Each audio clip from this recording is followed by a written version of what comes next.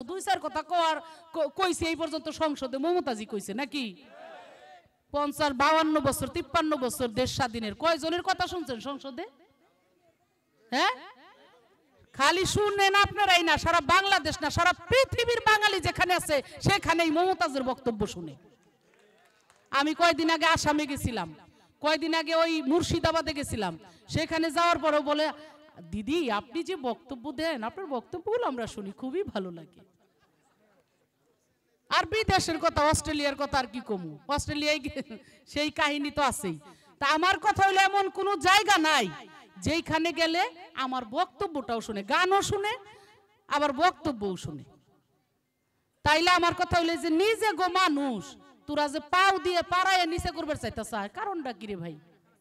হ্যাঁ, নিজে গো মানুষ যারে আল্লাহ সম্মান দিচ্ছে, শেখ হাসিনা ভালোবাসছে, তোমরা নিজেরা কেন পাও দিয়ে পাড়ায় তা নিচে করবার চাও?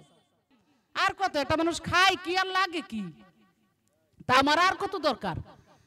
এখন মইরা যাবো, মরার আগে যদি মানুষে কয় না মমতাজ আছিল আমাগো এলাকারই মেয়ে, ওর দ্বারা আমাগো আঞ্চলিক মহাসড়কটা হইছে আরো বড় হইছে, হিসাব যদি করেন তাহলে আমি কমু 96-তে তো নির্বাচন করছি ডাক্তার আলী জিলকত ভাই কি শামসুল কথা তো আমরা তো একসাথেই, বয়স আমার কম হইলো, ওই যে কইলাম 12 বছর বয়সে ঢুকছি, অনেকের চাইতে বয়স অনেক কম, তারপরেও কাম তো সেই সময়তেই করি।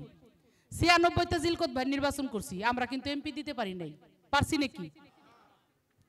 অথচ এই সারা বাংলাদেশে শেখ হাসিনা কিন্তু এবার প্রধানমন্ত্রী হয়েছিল, সারা মানিকগঞ্জে একটা এমপি কিন্তু আমরা দেই নাই। কথা সত্য না? 2001 সালে চিন্তা করলো শেখ হাসিনা তাইলে একটু জনপ্রিয় মানুষ কোথায় আছে দেখি, তখন আমাদের শফিউল আরিফিন টুটুল ভাই বিশ্ববিখ্যাত সে ফুটবলার, তো তারে চিন্তা করলো যে একটা জনপ্রিয় মানুষ কাইনা দেই, উনাকে আইনা দিল, আমরা কিন্তু একেও কোনো এমপি দিতে পারি নাই। 2008-এ নির্বাচন হইল, এই জনপ্রিয় মানুষ আইনাও দিল না, হইল না।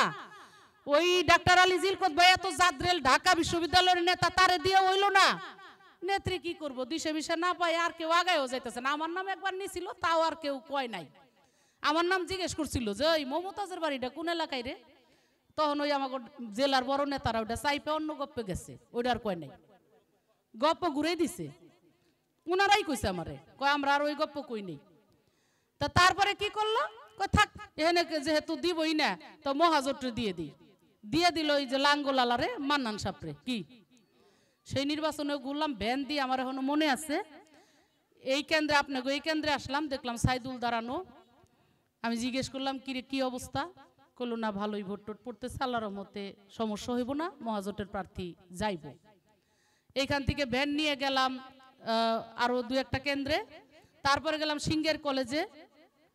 তো যাইয়া ঢুকার আগেই দূরের থেকেই দেখলাম বাসারের আব্বা একটা চেয়ার নিয়ে বসে রইছে, তা আমি একটু দূরেই নাইমে গেলাম, নাইমে যাই আবার ওনারে সালাম দিয়ে যামো আমি ভিতরে।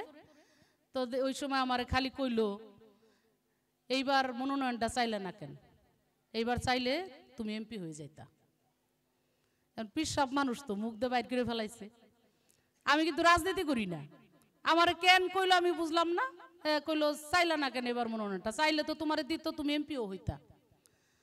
তা আমি আর কিছু কইলাম না, আমি ভিতরে ঢুকলাম, যাই দেখলাম যে নির্বাচনের অবস্থা ভালো হয়ে গেল। তা মুখ দিয়ে যখন বাইরে এসে দেখা গেল যে ওই 2-3 মাস পরে এই সংরক্ষিত আসনে শেখ হাসিনা আমার মহিলা এমপি বানাই দিছে। তো এখন আমরা কিন্তু এখনো নৌকার এমপি দিতে পারলাম না, লাঙ্গলের এমপি দিলাম। 14-তে বিএনপি আসলো না, বিনা প্রতিদ্বন্দ্বিতা আমারে মনোনয়ন দিল, বিনা প্রতিদ্বন্দ্বিতায় হইলাম। কি কথা সত্য নাকি? 18 প্রিপারেশন সব সুন্দরই আছে, ভোটও হয়েছে, সুন্দর হয়েছে, কিন্তু সারা বাংলাদেশে একটা বিতর্কিত একটা অবস্থা আছে। কথা সত্য নাকি?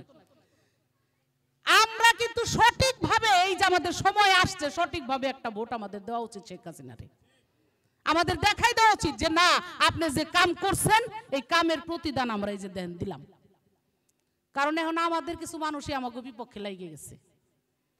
অতএব আপনারা এটা মাথায় নিয়েন, শেখ হাসিনারে দেওয়ার পালা, আমরা অনেক কাজ করছি, একটু আপনারা দেন। শেখ হাসিনা খুশি হইলে আমরা অনেক কিছুই পাবো।